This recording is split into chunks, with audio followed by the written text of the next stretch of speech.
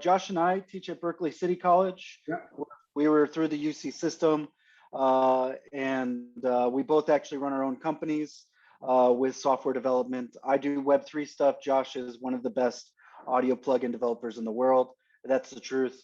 So he's amazing. We're really glad you're here. I've been in Berkeley for about 8 years now.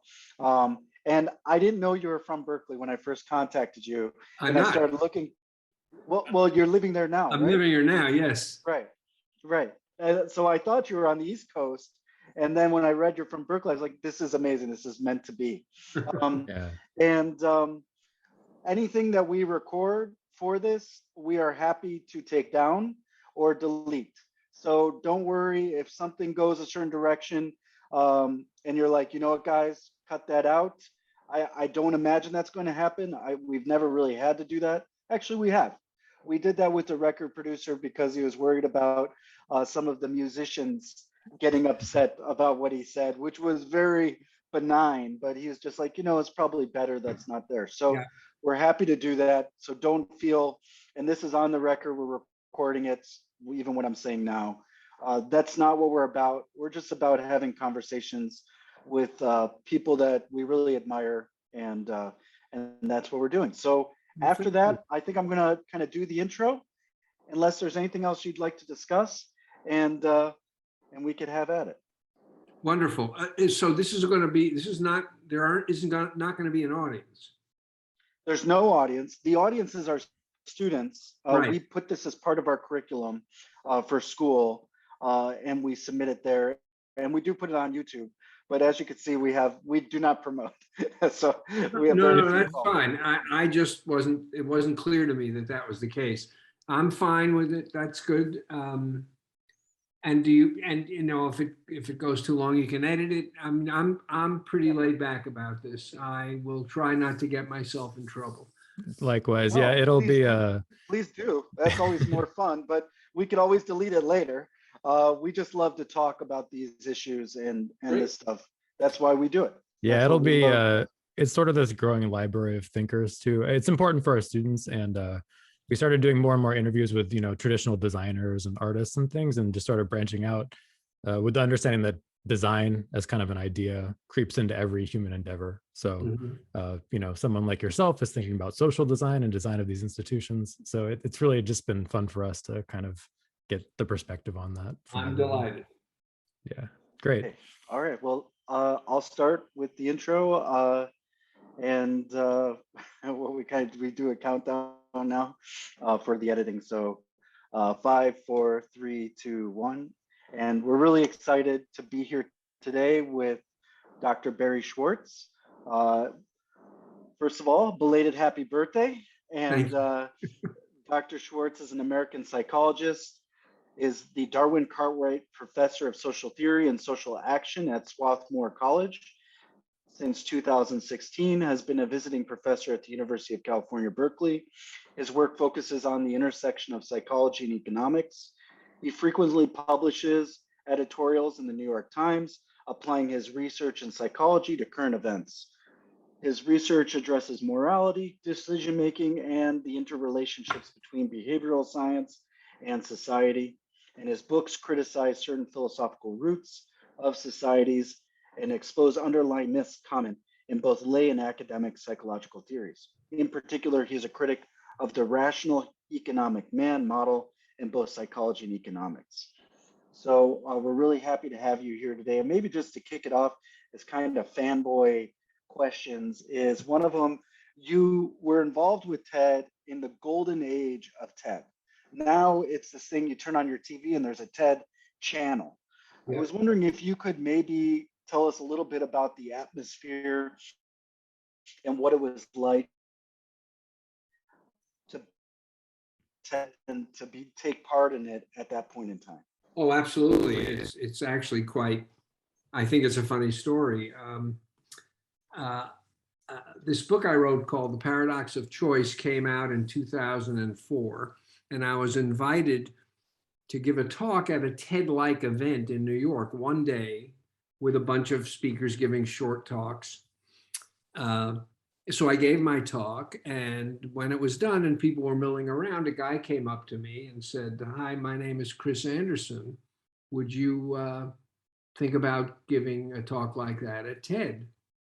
And I said, "What's TED?" I know it's hard to believe. So he told me what it was. And of course, I was delighted to do it. So I was invited to do what was the first TED Global. So instead of being at their home base, it was at Oxford, England. And it was in the summertime. And the temperature was in the high 90s.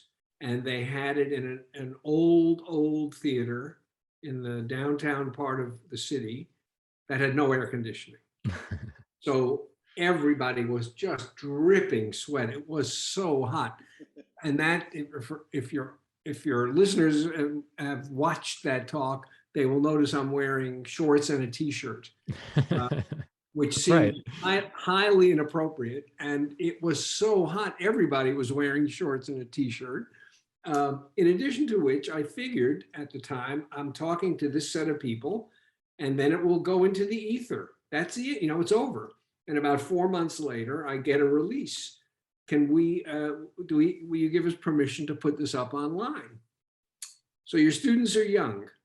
2004, YouTube did not exist. Right. So I signed the release thinking to myself, what, are they kidding? Like, who's ever going to watch something like this online?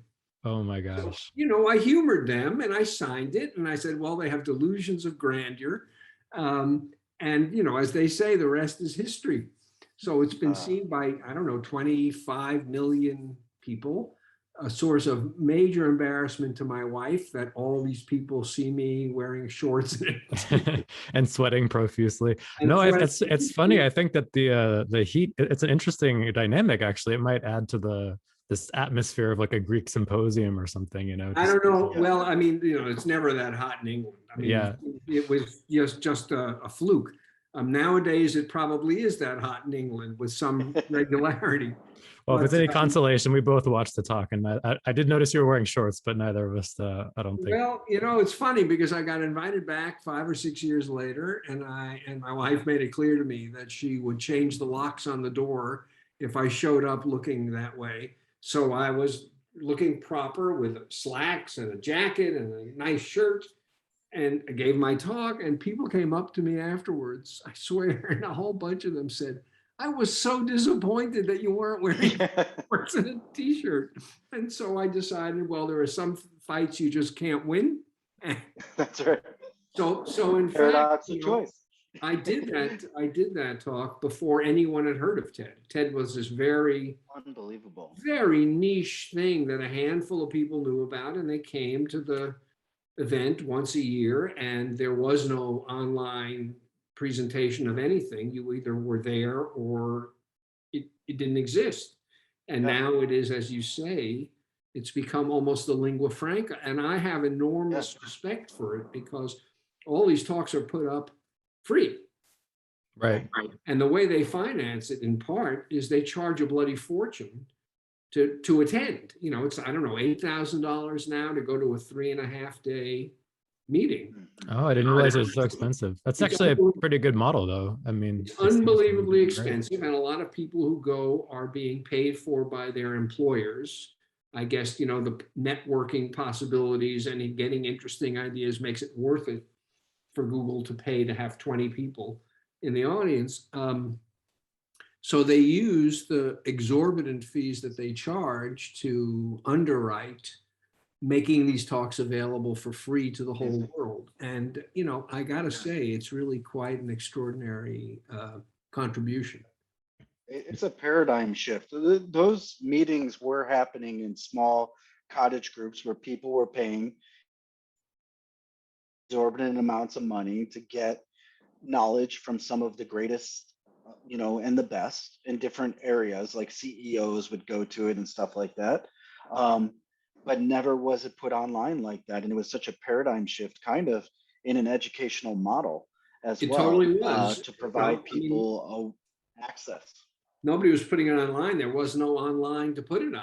It was it would not have, people would not have been able to imagine making these things available without very substantial costs associated with production. So now the costs are still associated with the production. The quality of the product is extraordinarily high. They spend a lot of resources making the lighting great, the sound great, and all that stuff. But once you've done it, you can distribute it to the world for nothing. Yeah. And that's quite something. Sorry. And the reviews, actually, I did look at the reviews when you were wearing your t-shirt, and the reviews did say, and I'm sure you've looked at the comments, and some of the comments did say, you know that he knows what he's talking about when he could get on stage looking like that. The other thing is that I spent 10 minutes preparing the talk. Wow. No way. Really? That's crazy. Well, and it's not because I'm arrogant. It was just low stakes. You know, I've been thinking about these issues for years. I'd given a whole bunch of talks. So I scribbled some notes on a note card. Why should this be different from any other talk? You know, there are a bunch of people in the room and then it goes away. So I was very laid back. When I was invited back the next time and Ted had exploded, I spent more time preparing that talk than pretty much anything I've ever done. So the paradox of an audience. Yeah. Paradox. Exactly so. So another topic that I'd kind of like to talk about that dovetails well with that is modern education. And in a bunch of your speeches, you do cover modern education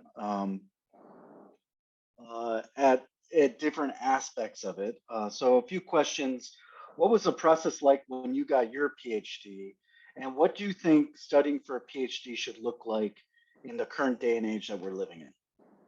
Well, those are really terrific questions. This is a long time ago, right? I got my PhD in 50 years ago. Oh my God, I can't even believe that that's true. So I went to graduate school at a very, very prestigious place.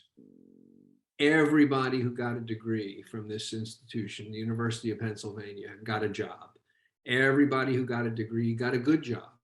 People were not worried about building a resume because they just took it for granted that anyone with a PhD from Penn would land on his or her feet. And the result of this, at least to my way of thinking, was there was virtually no careerism. People studied what they were interested in. They didn't rush to get things published because there was no particular need to get things published. You know, if you had a paper out, that was plenty to get you a job. People changed their interests because since they weren't worried about being productive and building a big resume, it didn't cost them anything to change their interests. You know, yes, it slowed them down, but they didn't need to be in a hurry. And so there was a kind of openness that was extraordinary. People, you know, were interested in neuroscience, say, but then they would talk to some other student who was interested in cognitive development, and all of a sudden they would change their interests. And, you know, it didn't matter. You follow whatever seems to be the most engaging problem, or the problem that you think you can make the biggest contribution to solving, or whatever. So that's the way it was in 1970. That is not the way it is now. Yeah, we'll talk about, I mean, you often talk about this kind of slack in an economic system and how we're getting rid of the slack and taking away any slack or inefficiency. But talk about the academic aspect of that. Well, it's worse than that. It's worse than just getting rid of inefficiency. It's instrumentalizing something that should not be instrumentalized. And here's it's a complicated problem. When you're, this is not true where you teach, but when you're charging people $60,000 a year, there is a kind of responsibility that you have to be able to tell them that when they finish, they're going to get a job that will enable them to pay off their loans and start a grown-up life. Right. And the costs of university education have gone up at, I don't know, twice the rate of inflation since when I went to college, and I went to a very expensive school. I had a scholarship. It was $1,000 a term. Wow. And that was an enormous amount of money to be paying.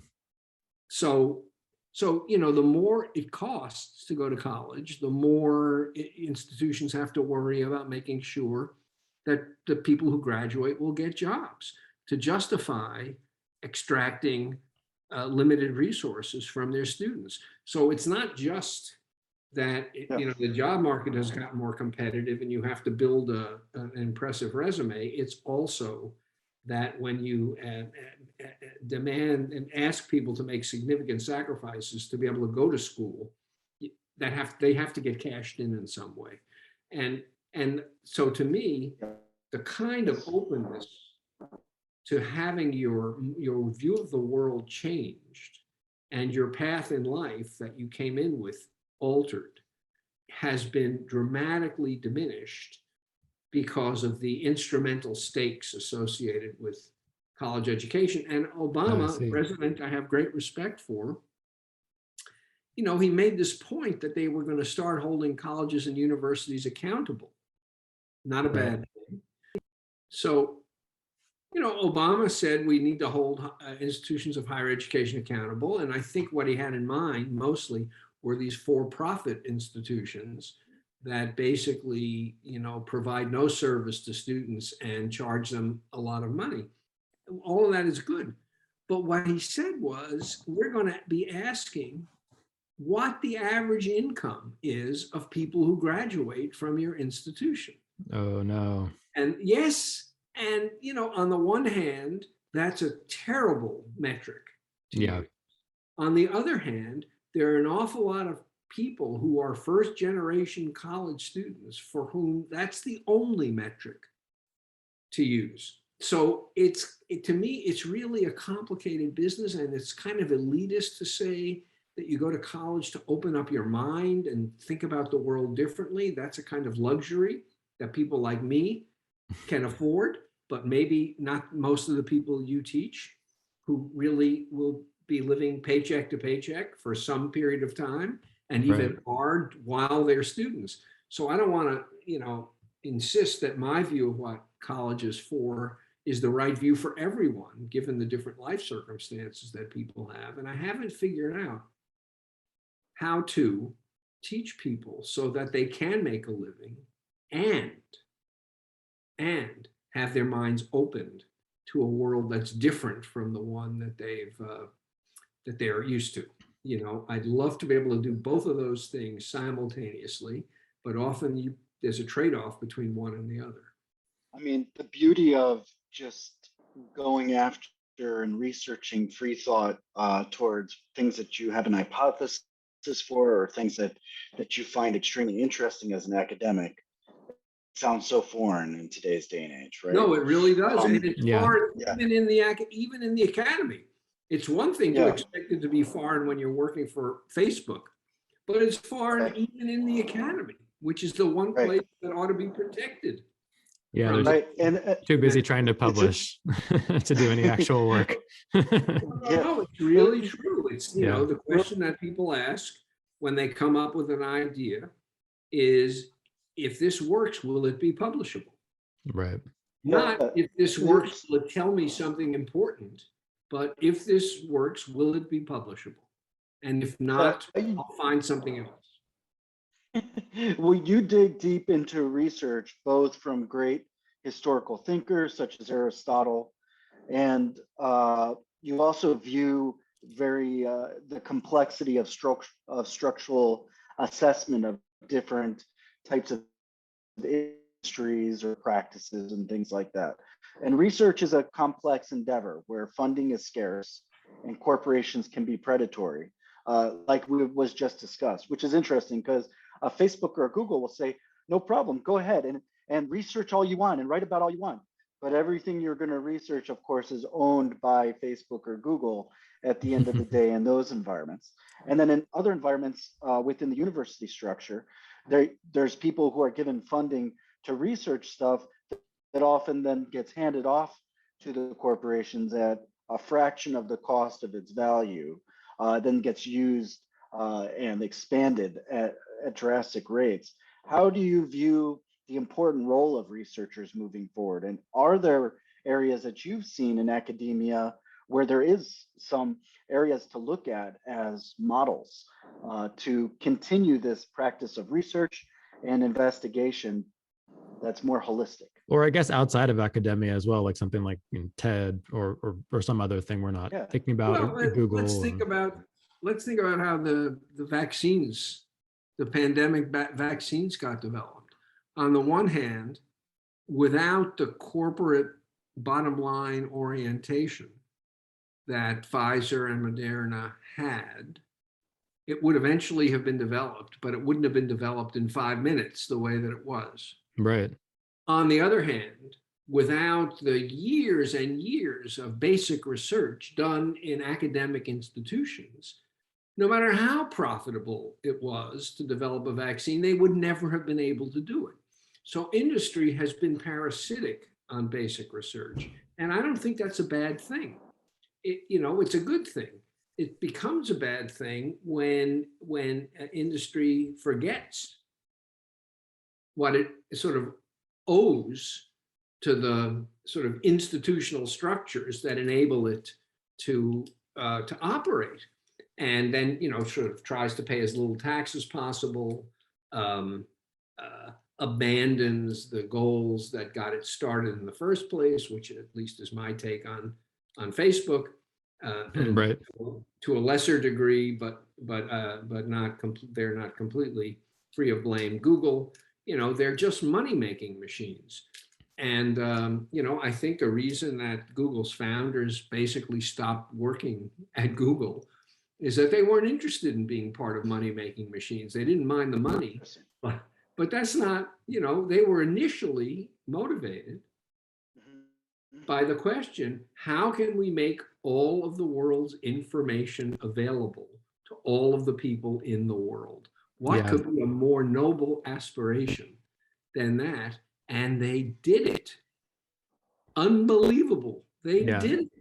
I agree with your assessment about the founders, and they got rid of the slogan and they got rid of themselves, more or less. No, I think they did. They're interested in over the horizon things that really challenge them intellectually and technically, and they're leaving the running of the company to other people. But don't be evil is pretty empty corporate mission statement. It's not nearly enough. But I regard Facebook and Google as almost different in kind. I mean, I think Facebook has no redeeming features, and I think Google has a lot of redeeming features. Google does. But you can sort of see how easy it is to go astray. Actually, it's interesting there. Google is helping us right now with our students and our curriculum. They're, actively contributing to our community college. It's interesting. So I have a question about that regarding institutional morality and maybe the impossibility of creating it, or difficulty at least. So in your work, you talk about reinserting wisdom into the workplace and society in general, institutions. Do you think this is possible when more and more of our lives are mediated by algorithms and distributed collectives like corporations? So like the Facebooks and Googles and everything. It's somewhat easy to imagine a singular CEO adding Slack back into the system or using moral decisions, but it gets harder when the CEO is just a collection of individuals or algorithms that seem programmed to look at profit over all other concerns. Can we encode a preference for wise choices, or is the way forward simply to advocate for the idea that these policies are better from an economic standpoint in the long term, even if they don't make sense in the short term? Have you thought about incentives in that regard? I have. I thought about it quite a lot. I think there are two aspects of the question you raised that it's important to keep separate. One has to do with the development of the relevant skill, and the other has to do with what your motivational structure is. So in the book that I wrote with a colleague about wisdom, one of the things I suggested is that, what's now called deep learning algorithms, in those days, that term didn't exist, but sort of network models for the acquisition of knowledge might be a decent approximation for what we think practical wisdom is, because the idea behind being wise is that rules don't get you where you need to go. Rules get you sort of to the right neighborhood, but they don't get you to the right place. You know, having rules about being honest with your patients, if you're a doctor, doesn't tell you exactly how a conversation should go when you have to give bad news to a young patient. And so there's a lot of kind of improvisation. And in fact, we talk about this as moral jazz. You know, Yeah. there are notes on the page and that gets you started. That's like the rule.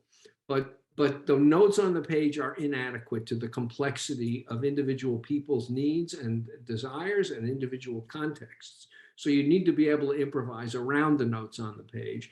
And it struck us that these networks were the embodiment of that, because the idea was to try to get to the right answer without any rules built into the system. Yeah. You know, they learn from experience the way doctors learn how to talk to patients by getting it wrong and having their errors corrected. They get better and better and better. And so that struck me as a pretty good model for what we mean by the sort of cognitive requirements for wisdom. But the motivational side of that story is quite different. Why do you want to talk to the patient in just the right way?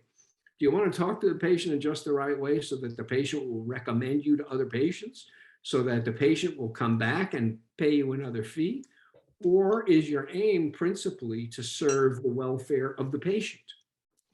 And the problem with the corporatization of these network models is not that there's something inadequate about the networks, it's that the motivation is all wrong. The point of these networks is to enrich the company, Right. not to enrich the people who interact with the networks. If you could get the motivation right, I think the potential power of modern computational techniques is almost unimaginably great. But the problem is that the entities who have that power are interested in making money. Right. And if people benefit as a byproduct, well, that's nice, but that's not why we're here. That's not why our shareholders financed us. Right. Yeah, that completely makes sense. Yes. And what a fascinating application of what's usually considered the weakness of deep learning and machine learning, in that, oh, we know it got the right answer, but no one knows how. It's sort of a black box. That's right. And there's no a presumption about what we can know about the world, which suggests that this is a weakness. I mean, it is a weakness. We'd like to know how. Right. If we knew how, we might be able to make it better even faster. That's all true. Well, no, it turns it into a strength, because it's almost like, I mean, this is a stupid example, but it's like what is pornography versus art? Well, I know it when I see it. Yep. That's the whole idea. But applied to morality, like what's the right choice in a hard situation? Well, No, that's exactly right. That's the whole idea. But there is a sense that if only we were smart enough and thoughtful enough, we would be able to say what pornography is. And the fact that we can't is a reflection of our limitations rather than a reflection of the complexity of the problem. My view is that any interactions that involve human beings, there's inherent uncertainty and inherent inherent limitations to trying to make it formulaic. And if you acknowledge that, if you acknowledge the incredible variability of individuals and within individuals in different situations, then you realize that any algorithm you come up with is going to be wrong most of the time. Right. And the question is whether your judgment or my judgment is going to be better. And the answer to that is, well, it's going to be worse until you learn how to use judgment.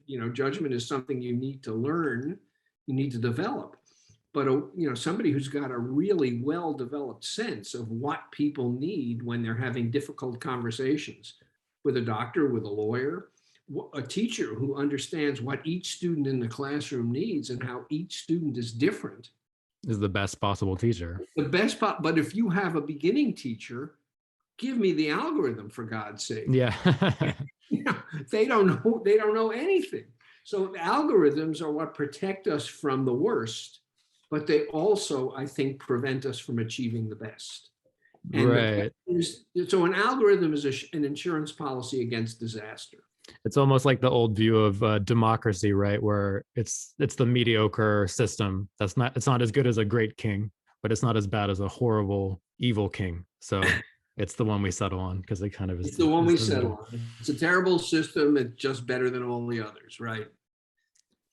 Yeah, fascinating. Okay, so then in terms of the motivation problem, that would be more like, well, the entity has to exist not just to make a profit, it needs to be designed or kind of steered as a social good or something else that That's is, right. And, you know, Aristotle understood this in a much simpler world 3,000 years ago. His view is that every human activity has its own appropriate goals. The Greek word for this is telos. You know, the telos of farming is to produce abundant, tasty crops. The telos of science is to make discoveries. The telos of education is to wake up young minds, and so on and so on and so on. And it's important to have the skill that will enable you to achieve that goal, but it's also critically important that you have the right goal.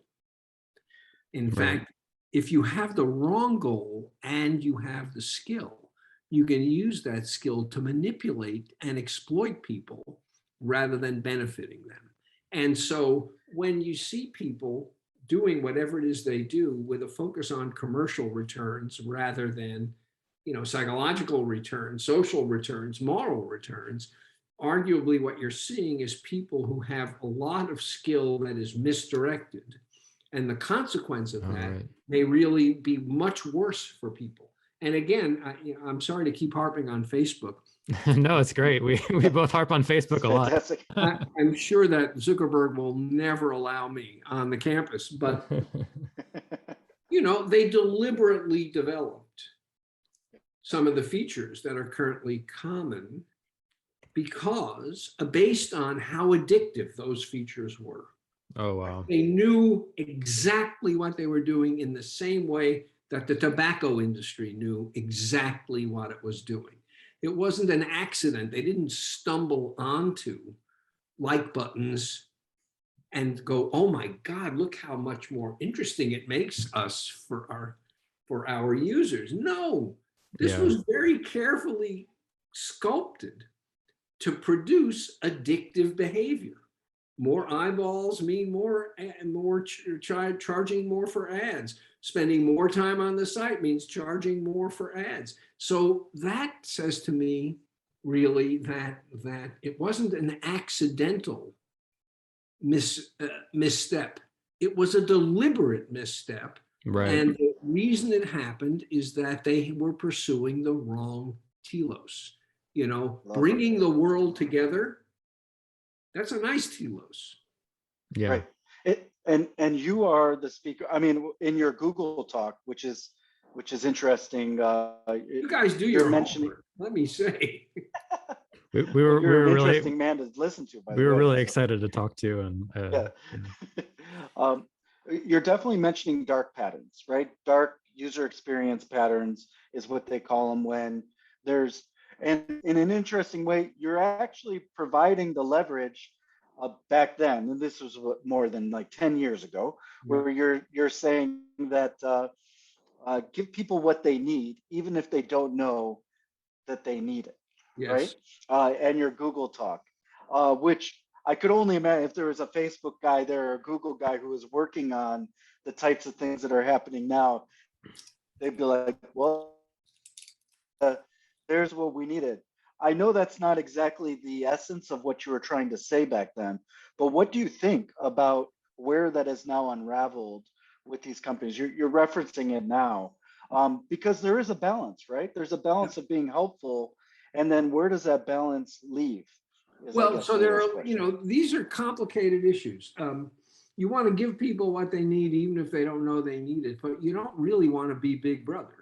right. Even if your motives are pristine, even if you really want the best for people in a society like ours, you can't impose what's the best for people. No, there's no question in my mind, none, and I think in any rational person's mind, that 99% of Americans should be vaccinated. Right.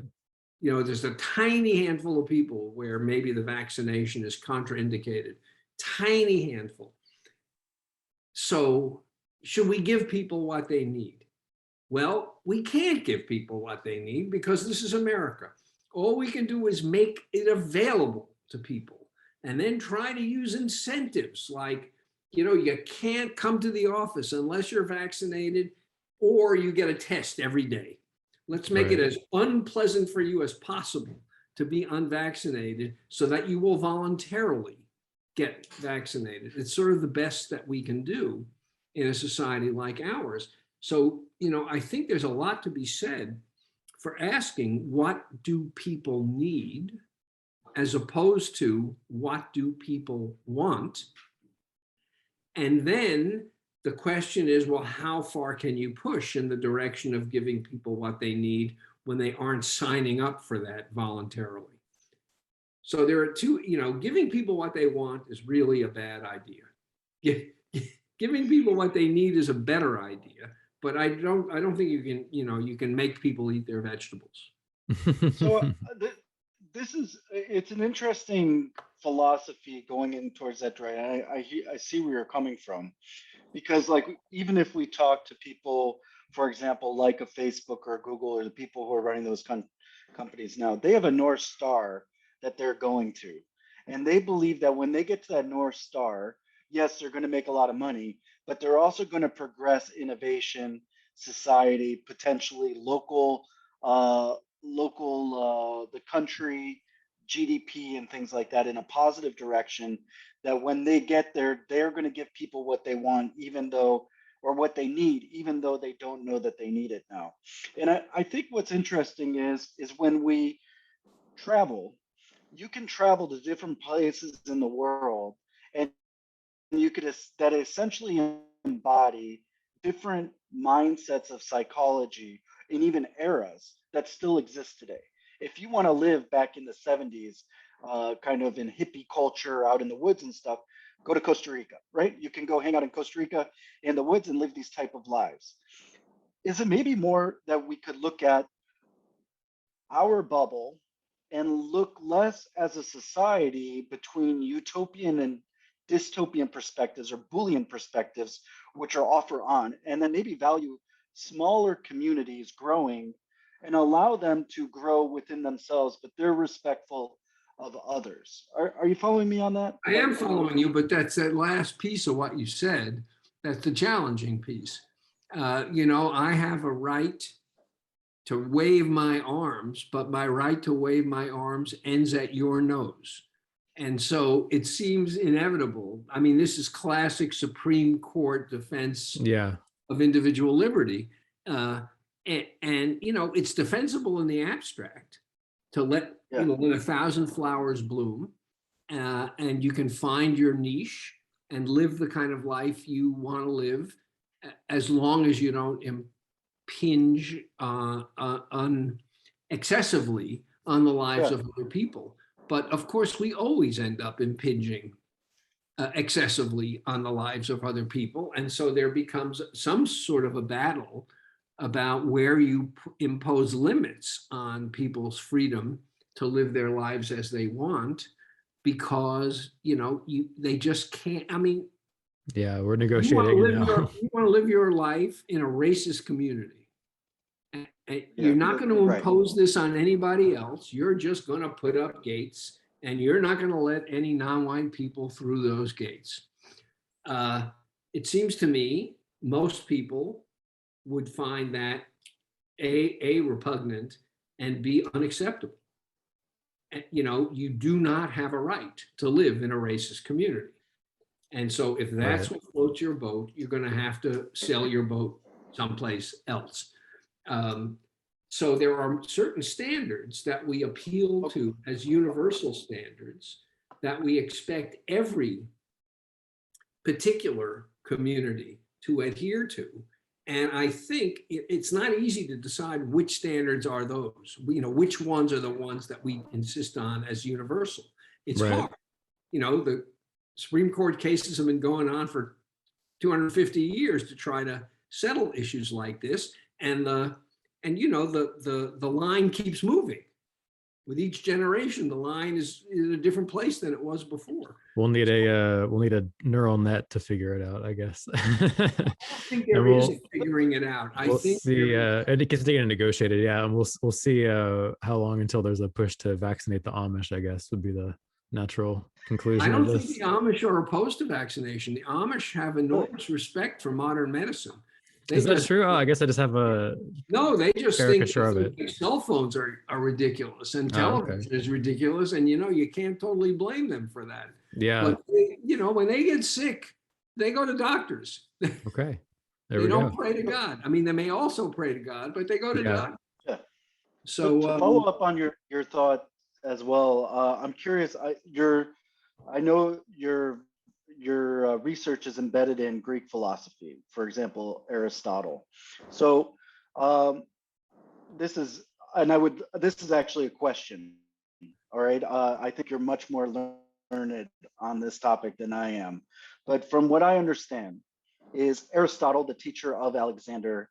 Alexander essentially turns Aristotle's viewpoints into law. That viewpoint is still part of Western society and culture today, and a very real part of Western society and culture. If you look back before Aristotle, you have people like Pythagoras, who had his own community of learners studying very specific things based off of these different schools of learning at that point of time. Today, it feels like we have all these different universities with the liberal arts style of education, which means that you're taking all these different centered thinking ideas and putting them together to create kind of a uniform collective. What about studies going a little bit back towards those philosophical roots, where you have larger groups of people who are trying to study some of these other philosophical ideas that aren't necessarily part of the mainstream norm? Well, I mean, that happens. Did you follow me on that? Yeah, that happens, and that's what universities do when they're operating at their best. Yeah. Of course, the people who are inclined to do that are unemployable. So, it sort of gets beaten out of them. Philosophy departments have a harder and harder time every year justifying their continued existence, because the number of students they teach are just not paying the bills, not paying their salaries.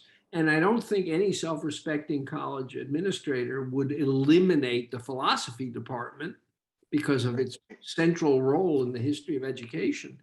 But, eliminating the classics department, where you learn Latin and Greek and read Plato and Aristotle in the original, they're hanging by a thread. Literature departments, where, you study English literature and you go to work at as in a fulfillment center, they're hanging by a thread. Nobody signs up for those classes. I taught at Swarthmore College for 45 years, very, very selective place with extraordinary students. Right. And what happened in the last 15 or 20 years that I was there is that, students would major in classics and art history and literature and all that stuff. And every one of them would minor in computer science. Every one of them. And so you could see it was like an insurance policy. I'm going to study what I love, and in my spare time, I'm going to develop a skill that will enable me to be employed. Because I know I'll never get a job doing what I love. So at least I can get a good job doing what I don't love that will, in some ways finance as hobbies the things that I do love. The computer science program philosophy exploded. and AI. Yeah. But it was weird. I mean, it's Philosophy and one thing AI to have a will- major in math and a minor in computer science, or a major in economics and a minor in computer science, but a major in art history and a minor in computer science? Where did that come from? It comes from parents telling you, listen, damn it, I want you to be able to support yourself. I'm not going to support you forever.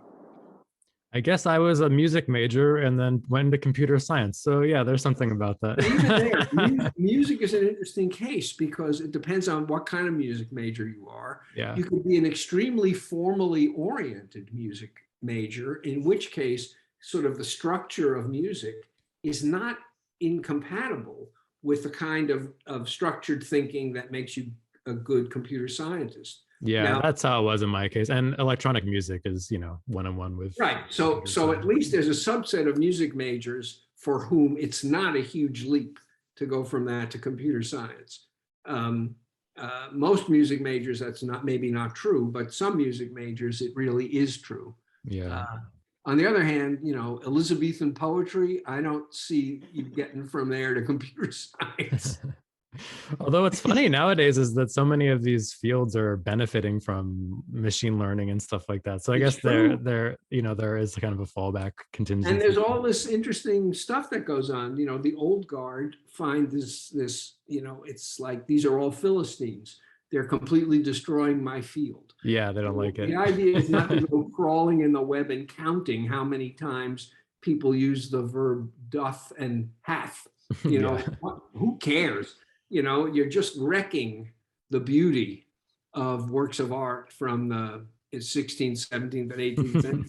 No, but it follows a normal distribution. It's just listen, Just these people are fighting a losing battle. They will retire, they will die, and the field will find a way to incorporate sort of deep learning as a tool.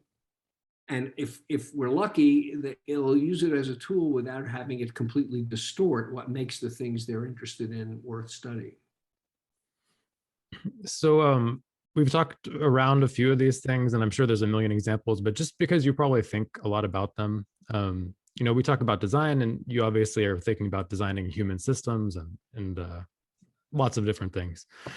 I was wondering if you could speak to areas in which you think our society or civilization has design flaws, and places where we might have what you'd call a Pareto improving move, where it'd be an easy, big improvement for something just to be redesigned. Well, I'm not sure that there is any improvement of consequence that's easy, but my sense of what needs to be improved is this. People want quick and easy solutions to hard problems. They think that you can learn how resources should be distributed in society by watching an 18-minute TED Talk. They don't have time to read a long form article in the Atlantic, and God knows they don't have time to read a 400-page book. So if you can't tell me what to do in 18 minutes, I'm not interested. And I think what has happened is people have diagnosed, teachers have diagnosed that their students really have trouble paying sustained attention. And so the question they ask is not, how can I teach people to pay sustained attention, but rather, how can I teach people what I want them to know without it requiring sustained attention? And the problem, at least in my view, is that paying attention is a lot like building up your biceps. You don't build up your biceps unless you stress them. Right. You don't build up your attention muscle unless somebody forces you to pay sustained attention. And here I am having been a huge beneficiary of TED, but I think it's terrible to have people watch my TED Talk instead of reading an article or reading a book I've written. You can't get an entire book into 18 minutes. Right. And if people think that the answer to every question should be bite-sized, what will happen is they'll take a kind of reductive, oversimplistic view of really complicated issues. And that will just degrade the level of the nature of the conversation that people have among people who disagree. And so I think this is a deep, deep problem, and I see nothing in the culture that is not making the problem worse. Yeah, that's Well, that's difficult. I mean, it's almost as if society-wide we switch from the books to the Spark Notes, but with No, every it's exactly, and mental now there's a new thing that's concept. being advertised all the time. This guy's bragging about he can say 4 sentences about anything because he subscribed to this service that takes nonfiction books and gives you 8-minute summaries of them. The only Sure. pushback I'll give you, because I completely agree with your point, the severity of it, every piece of it, but long form podcasts are actually very popular more now than They're coming ever. back. And it's You know, impressive that people will listen to these 3-hour long conversations. Yep. That's I'm a something huge beautiful about fan that. in particular of Ezra Klein, who is in San Francisco, and he has hour and a half long conversations about really complicated things. Now, I don't know how many people follow him, and chances are pretty good that the people who do are people who are already disposed to like that kind of thing. So I'm not sure that he's teaching young people that you have to be in it for the long haul if you're trying to think about hard things. But people who already believe that are attracted to him. So it's possible that there will be a reaction, and the sort of appreciation of complexity will make a comeback. You know, that's the thing about predicting the future. People are very malleable, and social movements, when they get too extreme, they sometimes they self-correct, and that may Yes. happen in this instance. I don't think Yes. Facebook's going to self-correct. I think absent some kind of imposed limits on what Facebook does, they will not self-correct. But I could be wrong about that. And just to give you an example that it's not an inevitable aspect of modern technology, it seems to me, and there's a really terrific book called The Constitution of Knowledge that makes this point, new book, that if you contrast Facebook with Wikipedia, when Wikipedia came out, I scoffed. You know, how can you have people who don't know anything write articles about complicated things? And of course, you can't have people who don't know anything writing articles about complicated things. But it turns out people who do know things write those articles. And then other people who know things read those articles and correct them. So what you've got is distributed expertise. And it seems to have worked. Right. Because they were never interested in making money. Right. And they stand almost completely alone as real, like towers in the digital world, in that profit making was never part of the structure of the organization. The organization was to give people knowledge and make it as widely available and democratize knowledge by inviting everyone into the conversation with lots and lots of feedback, so that idiots who said dumb things would have their dumb things edited out. I'm not sure that this is stable. I was at a meeting several years ago. I gave a talk and Jimmy Wales gave a talk, and we were backstage waiting to do our things. And I said to him, I'm a huge admirer. And I said, I know, I'm a big fan of Jimmy Wales. I said, do you worry about succession? Founders often have a kind of missionary zeal, but what guarantees that the next generation is going to share your mission? And it's so easy to see how it could be distorted or even perverted in the hands of people who weren't trying to achieve what he was trying to achieve.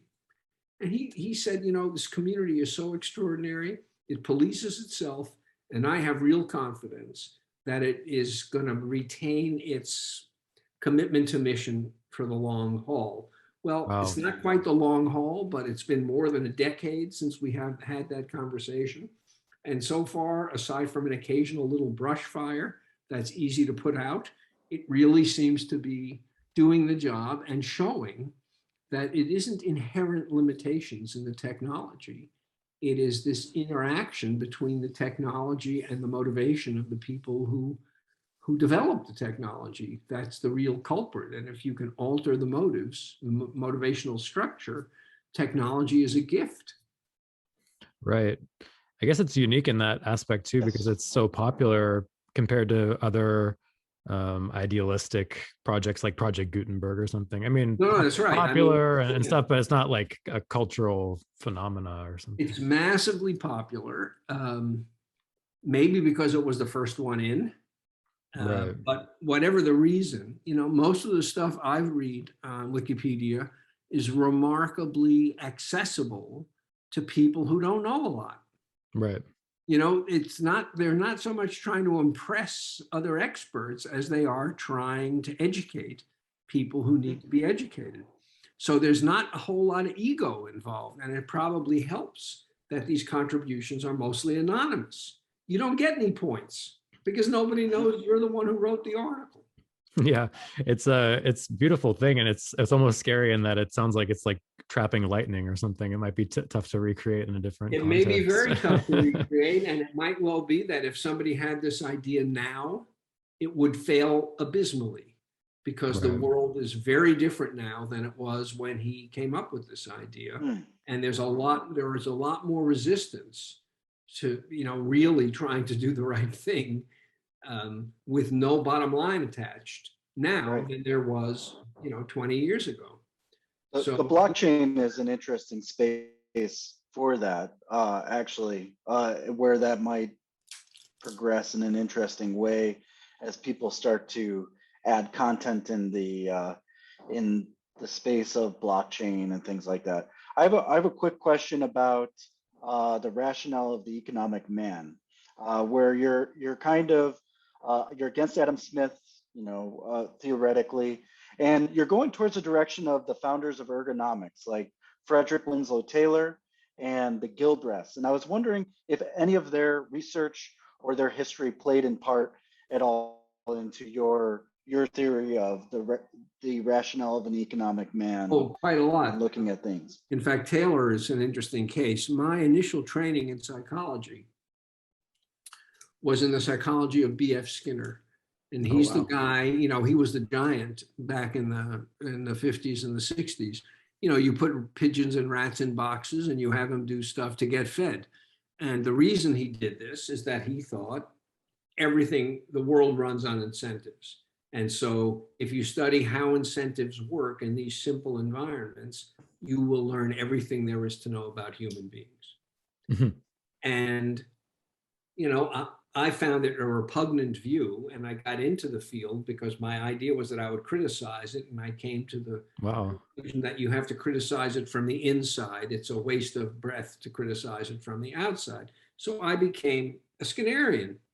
But what I came to realize, thanks to interacting with some philosopher colleagues of mine, is that what Skinner was doing in the laboratory is exactly what Taylor did in redesigning the factory. He was trying to turn factory workers into rats and pigeons. Wow. Making them as efficient as possible, doing the same simple thing over and over and over again, because the only reason people work is to get paid. And if you get the incentives right, people won't care what you have them do. And Adam Smith also had this view that people are lazy and the only reason they show up at work is to get paid. So if you get the payoffs right, you can create a pin factory where somebody does the same thing with pieces of wire, 12 hours a day, 6 days a week. It doesn't matter. Yes, he's going to hate it, but he'd hate whatever you had him do. Right. So just focus on efficiency, get the payoffs right, and you can have this explosion of economic development. And that, of course, is what happened. Smith had a much more complicated view than just this, but this is the piece that I focus on. So my view is that this attitude that people work for pay dominates modern society, dominates the Skinnerian view of the world, and is empirically false. Right. Which is not to say that people don't have to make a living. Of course they do. But that's not the only reason that people work, unless, of course, the only work available to them is the equivalent of rats pressing levers in a Skinner box. If there's no opportunity to do work that means something, that engages you, that challenges you, that you can grow from, then of course you're only going to take a job based on how much it pays you. And what we have essentially done in the name of efficiency is take meaning, flexibility, challenge, and the engagement of the intellect out of the workplace as much as we possibly can, except for the elite like us, who get to, the knowledge workers get to have interesting work.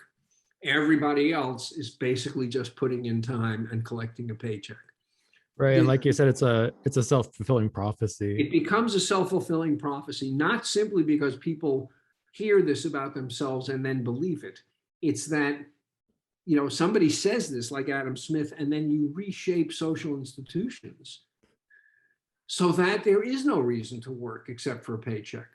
My first job, summer job, was turning pants inside out in a clothing factory. I won't bother telling you why, but I would turn pants inside out and bring them over to the pressers, who would then press them. That was my job. And everybody in the factory had jobs that were similar to mine. Mine was a summer job, so I was going to escape. Right. I was just thrilled that I was making my $1.15 an hour, which is in fact what I was getting paid. These other people, this was their life, and their family depended on whatever money they managed to bring home. I was a kid, they were adults. But I look around and I know there isn't a single person in that factory who would be there if there was any alternative. Right. And it occurred to me then, why are we structuring society so that people spend half their waking lives doing something they despise in a place they don't want to be? Is this inevitable? Is this progress? Is this the only road to increasing our real wealth as a society?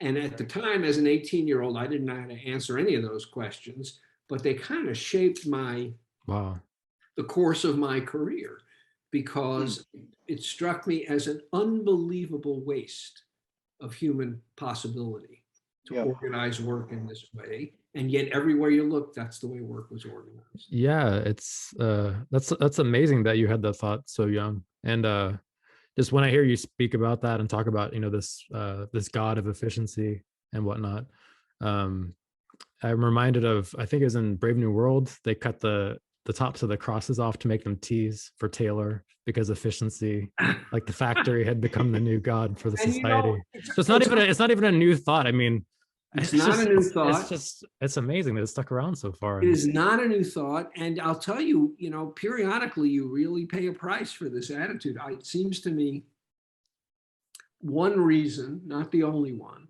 why we were so unprepared for the pandemic is that we had created an economy that was so lean and mean that there were no stockpiles.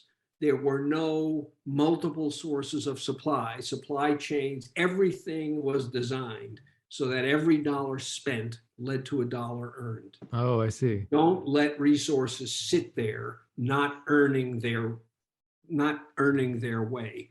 And that's fine in a society where things are stable and predictable. One day is like the next. But when something goes wrong, there's no resilience. Right. Efficiency and resilience are at loggerheads. And the more you focus on efficiency, the more you give up resilience. And I think people don't mind giving up resilience when they're living in a stable world. But when something upsets that, they go, how could you have let this happen? And the answer is, well, how could you have let this happen? Right. Participating in a system that has thrown any consideration of resilience and security out the window, so that we can have, bigger cars and bigger houses and manage to afford to live in the Bay Area, which is No, it's that extra 5% or 10% of the efficiency being squeezed out that I think causes so much human misery. Well, we don't know. Yeah. We don't know what percent. Right. We don't know how much is enough until we experience too much. But there's got to be a percent, because I always talk about this with other people and stuff. But the concept of gleaning in the Bible, where if you owned a farm and you had all these orchards and trees and stuff, when you go to harvest and the fruit would fall accidentally on the ground, you weren't supposed to pick it up. You're supposed to leave that for the poor, and also a section that you're not supposed to touch. It was like this added inefficiency into the system which created a social safety net because the poor could go and get the fruit that they needed to survive. And it probably also created this resilience, like you talked about, because say there was a bad year and you had a bad crop. Well, you were always growing an extra 20% or 10%, No, whatever it was. I think that's right. And another thing, you know, another enemy of efficiency is friction. But friction saves our lives, right? I mean, if you're driving on an icy road, yeah, you're going to say, where's the friction when I need it? So you need a little bit of that to slow things down so that people can be more thoughtful, more flexible, more innovative. But all of that seems like a waste. If you can eliminate friction, make things, you know, cars completely aerodynamic, maximize fuel efficiency and all that stuff, that's great, as long as the world is completely stable. I don't know what world you live in. The world I live in is not completely stable. We're all in the same boat right now. That is certainly true. I guess my last question is, and thank you so much. This has been amazing. I'd love to do this again as well about other topics. But my question is, based on the mask wearing and the new social dynamic that we have, that's likely going to have a legacy beyond even if COVID ends tomorrow. How do you think that impacts our social norms, the way we were living before? Let me take a step back.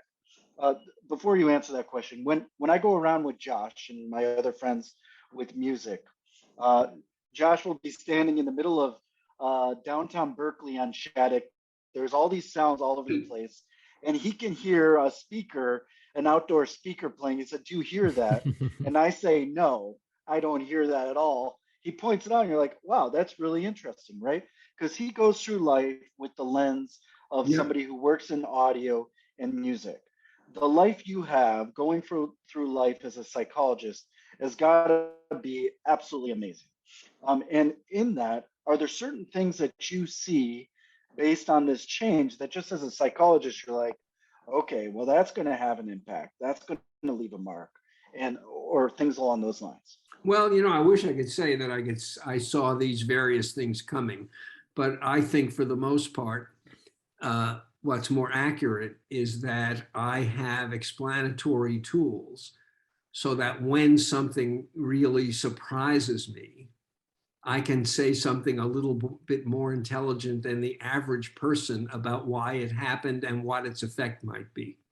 I think that we live in a world that is pretty much radically uncertain.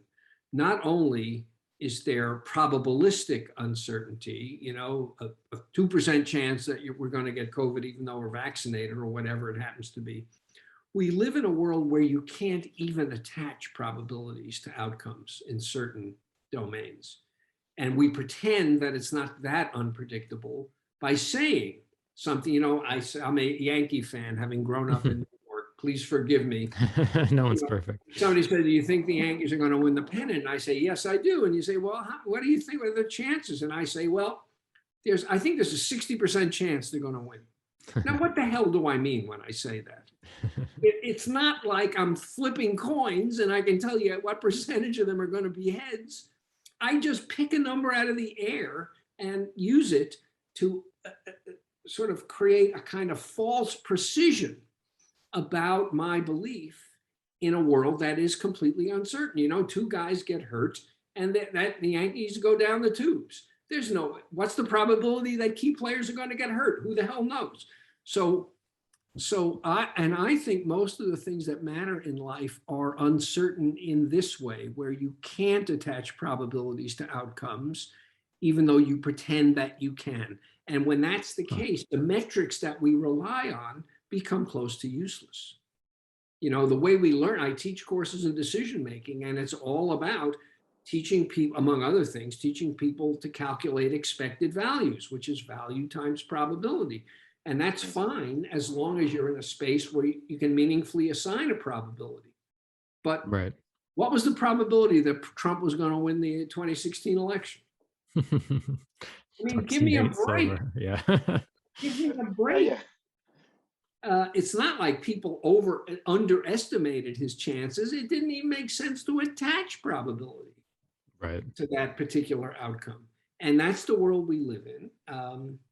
And so you need resilience, because when the world is really radically unpredictable, you need to have resources that you can call on in response to situations that you couldn't anticipate. Yeah. I love how you say slow down, add friction. I think that's the best advice you could give people right And you know, now there's is- one other place where that matters, and then I really do have to go. Yeah. You know, there's a lot of research in psychology on what's called implicit bias. Mhm. We have biases, you know, racial biases, gender biases, and so on, that operate without our even being aware that we have them. Mhm. You know, and they happen fast. Right. And there's all this wonderful research that's been done about, you know, having people look briefly at scenes and see a black face or a white face and ask, you know, how likely is it that this person is carrying a weapon and stuff like that. And people who would swear up and down that they don't have a bias bone in their body show bias just as much as, you know, any Southern racist you could find. Right. But it turns out it's really hard to eliminate these automatic biases. And so what people are increasingly concluding, if you're trying to make, say, policing in Oakland less racist than it is, you can't undo the bias. What you can do is teach people to slow down. Huh. So that all of the tools that you have instilled in them to overcome bias have a chance to operate before people have done something that they're going to be sorry that they did. And there are very few policing situations that require immediate response. And God knows there's nothing I do as an academic that requires immediate response. So don't just do something, sit there is pretty good advice, because often our first impulses are not the right impulses. And if we only give ourselves a chance to be reflective, we can come up with a better response to the situation that we find ourselves in.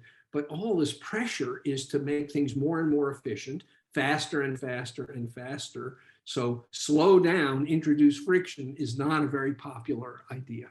But I think Oh, that completely makes sense. So it's offloading it from the intuition and subconscious and these quick things to sort of the more reflective. brain, Now, yeah. there's no guarantee you're not going to make mistakes when you're reflecting. Yeah. There is an absolute guarantee that you're going to make mistakes when you're not reflecting. 100%. So you increase the chances that you're going to come to the right place if you give yourself time to think about it. You'll trip more slowly. It's good. It hurts less when you trip more slowly. Yeah, I like it. Thank you so much. Really appreciate it. Have a great week. And You too. I'm happy to have another conversation sometime. would love to. We would love This to. was a total pleasure. You really do your homework, guys. Thank you, Professor Schwartz. Nice talking with you. Yep. Here. Talk to you Bye-bye. soon. Bye.